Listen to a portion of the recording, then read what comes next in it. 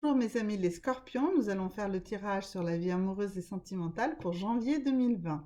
C'est un tirage qui se fait en 5 cartes et donc nous allons commencer par le tirage qui va nous parler de vos croyances limitatives. Alors, quelle est la pensée, la croyance qui fait qu'aujourd'hui vous ne vous sentez pas bien dans votre couple ou que vous avez du mal à rencontrer quelqu'un?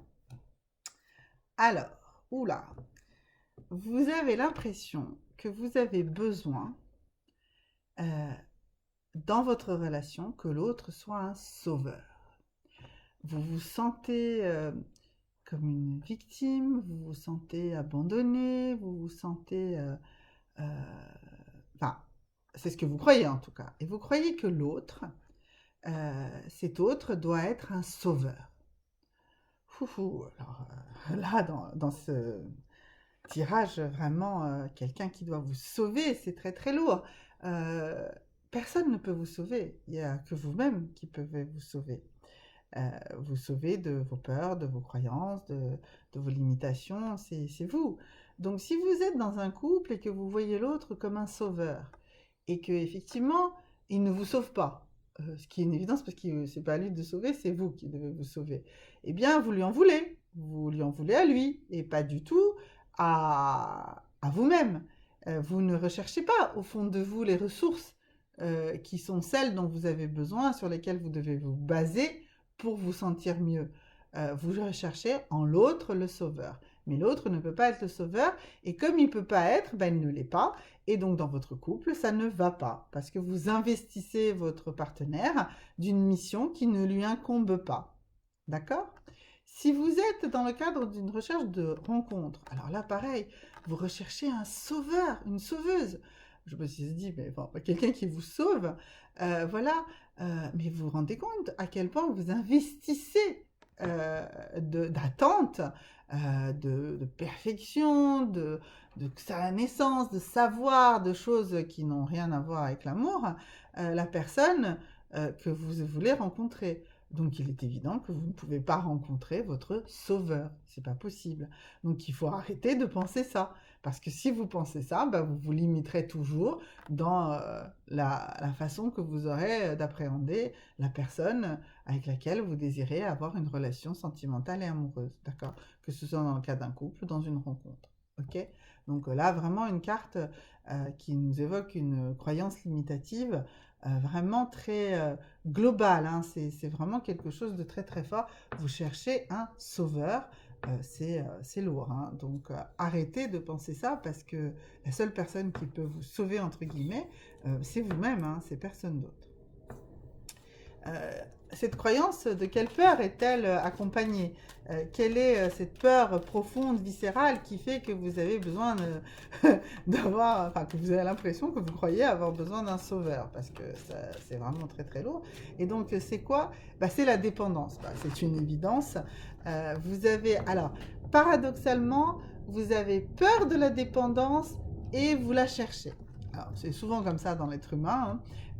Vous avez peur d'être dépendant de l'autre et en même temps, vous croyez que l'autre doit être un sauveur. Donc vous vous rendez compte, si vous êtes dans un couple, si en plus votre partenaire répond à certaines de cette notion de sauveur, de toute façon, ensuite, vous allez lui reprocher parce que vous avez peur viscéralement d'être du coup dépendant de votre partenaire ou dépendante de votre partenaire. Donc du coup, vraiment, faut vraiment résoudre ce problème, hein. Il faut résoudre cette peur de la dépendance, cette peur de dépendre de l'autre, ou de cette peur que vous avez que l'autre dépend de vous. Mais là, vraiment, avec la carte du sauveur juste avant, c'est plutôt cette sensation que vous avez, vous, d'avoir peur de dépendre de l'autre, et en même temps, vous cherchez celui qui va vous sauver. Vous vous rendez compte? Donc vraiment, ça explique le déséquilibre que vous pouvez rencontrer dans votre couple, et ça explique aussi les déséquilibres de vos rencontres en général, ou de votre future rencontre, ou du fait que vous avez du mal à rencontrer quelqu'un, parce que vous êtes à la fois dans cette terreur de la dépendance de l'autre, et dans cette recherche d'un sauveur. Donc c'est vraiment très très compliqué. Donc qu'est-ce qui va nous permettre de creuser au fond de nous, hein, enfin là en l'occurrence vous, mes amis les scorpions, quel est l'outil, quel est le comportement, mais voilà, quelle est la pensée, quelle est un ensemble de choses qui va nous permettre d'avoir une meilleure connaissance de nous-mêmes et du coup de faire la part des choses entre cette frayeur de la dépendance et cette croyance que l'autre peut être notre sauveur. Et bien donc nous allons tirer une carte pour voir, et c'est comprendre les liens. Alors, cette carte tombe parfaitement en termes d'outils de connaissance de soi pour justement faire la part des choses entre cette dépendance, cette terreur de la dépendance et cette notion que vous recherchez un sauveur. Effectivement, si vous comprenez que les liens ne doivent pas être des liens d'attachement. Alors, je ne sais pas si j'ai déjà parlé de ça dans une vidéo précédente, mais en tout cas, lorsqu'on est face à cette carte-là, de comprendre les liens, il faut effectivement comprendre ce qui nous lie à l'autre, d'accord? Et il faut l'analyser, mais il y a une chose préalable à faire à ça pour pouvoir être capable de faire cette compréhension des liens.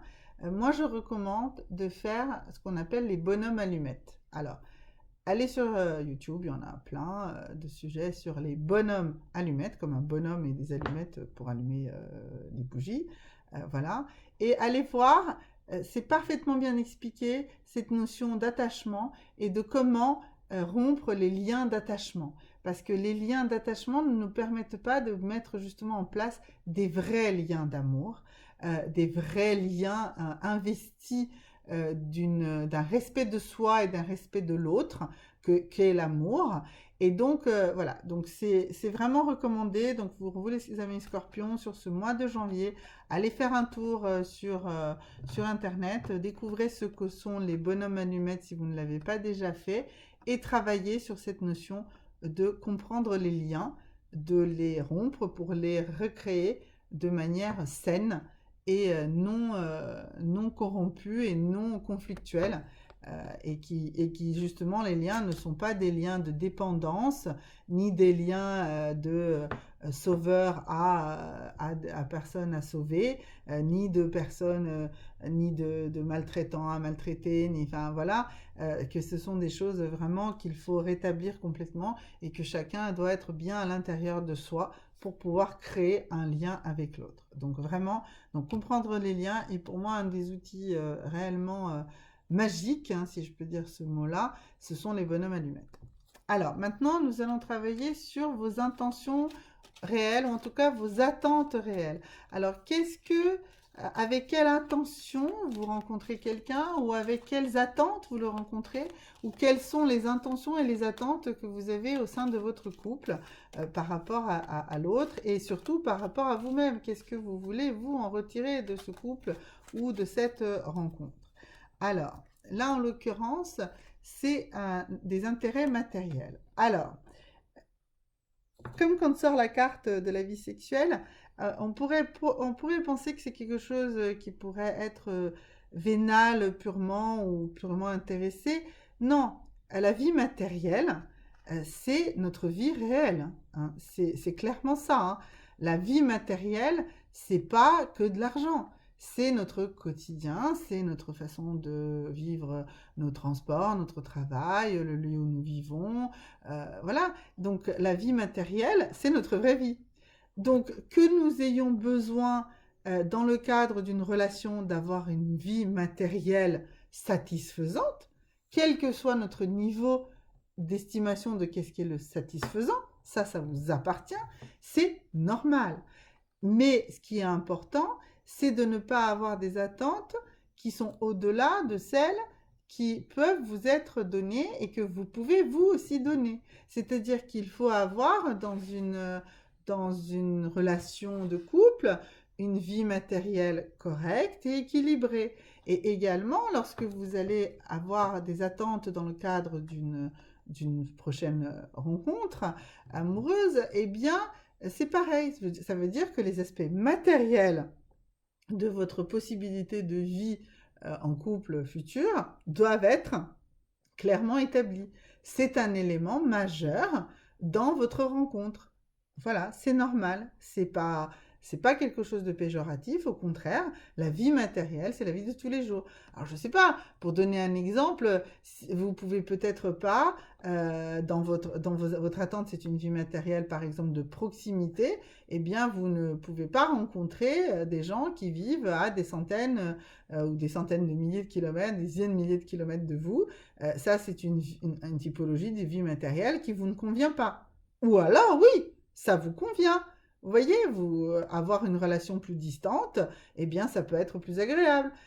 Vous souhaitez, dans une future relation, vivre avec la personne ou ne surtout pas vivre ensemble. Eh bien, ce sont des éléments de vie matérielle qu'il faut avoir éclaircis dans le cadre aussi bien d'une vie sentimentale établie, dans une vie de couple actuelle, ou dans une vie sentimentale future, ou dans le cadre d'une nouvelle rencontre. D'accord? Donc la vie matérielle, c'est notre vraie vie. D'accord? Donc que vous ayez des attentes de vie matérielle, c'est tout à fait normal. Il n'y a pas à en avoir peur, mais c'est quelque chose sur lequel il faut être clair. D'accord? Il faut que vous soyez conscient que à l'instant T, c'est une préoccupation majeure pour vous dans le cadre d'une rencontre ou de votre vie de couple. Alors, maintenant, comment arriver à harmoniser tout ça? Comment justement comprendre ces liens? Qu'est-ce qu'il faut modifier pour sortir de cette croyance limitative ici qui avait de cette notion que vous voulez que votre partenaire soit un sauveur, de votre frayeur, de la dépendance? Comment est-ce que vous allez réussir à comprendre les liens et comment vous allez réussir à ce que cela se traduise concrètement dans votre vie matérielle et en tout cas dans la forme matérielle que vous le souhaitez? Eh bien pour ça, il faut adapter, changer, modifier certains de vos comportements, d'accord? Donc on va voir quel est le comportement lequel vous devez travailler, sur lequel vous devez modifier, sur lequel vous devez vous axer en ce mois de janvier, mes amis les scorpions, pour qu'on puisse voir, c'est la pleine conscience. Alors, la pleine conscience, c'est vraiment vivre chaque instant pour l'instant présent. Alors, on prend un exemple assez couramment pour figurer la pleine conscience. C'est lorsque vous mangez quelque chose. Lorsque vous mangez quelque chose, il faut être concentré sur la sensation que vous donne l'aliment que vous mangez. Ne pas faire autre chose en même temps, ne pas... Voilà, c'est vous faites le choix de manger cet aliment. Vous avez fait un choix conscient. Mais la pleine conscience, c'est que vous allez le manger en le savourant et en observant ce que cet aliment va faire sur vous. Alors, ici, on est dans le cadre de la vie amoureuse, de la pleine conscience. Et là, justement, c'est pareil. C'est-à-dire que lorsque vous êtes dans votre couple, lorsque vous vivez votre relation, vivez-la dans la conscience de ce qu'elle vous apporte. Vivez-la dans la conscience de ce que vous ressentez réellement. D'accord? Ne lui dites pas, gna gna, je vais faire comme ci, je vais faire comme ça. Non, non. Là, on est dans l'instant présent. Là, tout de suite, qu'est-ce que je ressens? Est-ce que je ressens, par exemple, de la colère? D'accord? Je suis consciente de ressentir de la colère ou je suis consciente de ressentir de la colère. Et ensuite, la conscientisation de cette sensation, de cette émotion, eh bien, va nous permettre d'analyser plus loin. Nous allons d'abord vraiment prendre conscience de cette colère qui peut être dévorante, d'accord? Ou est-ce que je ressens de la peur et donc je vais me laisser dévorer par cette peur et ensuite je vais laisser refluer la sensation, refluer cette émotion et ensuite je vais pouvoir me poser la question de pourquoi je l'ai ressenti. Mais d'abord et avant toute chose, être en conscience de qu'est-ce qu'on a vraiment comme émotion. D'accord? Puisque la vie sentimentale, la vie amoureuse est basée beaucoup sur cette notion de sentiment, d'émotion. Et bien, du coup, c'est sur ça qu'on doit focaliser sa conscience. Il faut être conscient de l'émotion que provoque le moment présent. Est-ce que je suis dans une joie intense? Eh bien, je me laisse dévorer par la joie. Est-ce que je suis dans la colère? Je me laisse dévorer par la colère. Est-ce que je suis dans la haine? D'accord? Vous voyez, peu importe voilà, mais d'abord le conscientiser, être en pleine conscience de notre ressenti. Donc, si je suis en train de manger un mets sucré, à la fois qui est aussi fondant, mais qui est aussi liquide, qui est aussi, je sais pas, voilà, et ben, je vais prendre les consciences de ces différentes composantes. Et bien là, c'est pareil. Pour cette émotion, je vais l'analyser, je vais la laisser d'abord me traverser, et ce n'est qu'ensuite que je vais effectivement l'analyser et comprendre un petit peu plus loin ce qui se passe. Et ça, là, si j'ai pris vraiment conscience, je ne peux pas analyser quelque chose si j'en ai pas la pleine conscience. Voilà. Merci beaucoup, mes amis, les scorpions. À bientôt!